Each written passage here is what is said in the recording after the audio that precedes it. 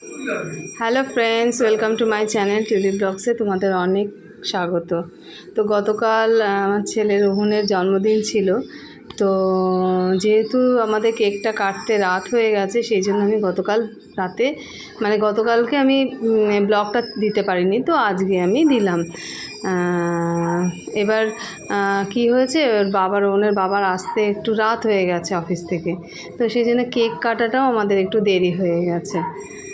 তো এই যে আমি এখন একটু ধান দুব্ব দিয়ে একটু ওকে আশীর্বাদ করব, একটু পায়েস খাওয়াবো, ওর বাবাও সেটাই করবে।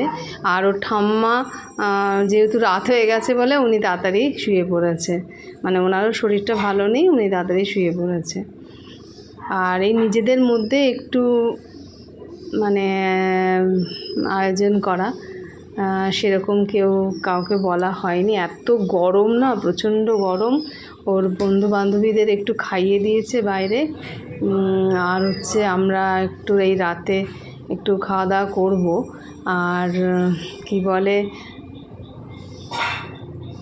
আমার ভাসুরের ছেলে ও এসেছে, আর এদিকে আমাদের পাশের বাড়ি আমাদের এক ভাগ্নি, ও এই কজন মিলেই আমরা একটু সেলিব্রেট করলাম রোহনের বার্থডেটা।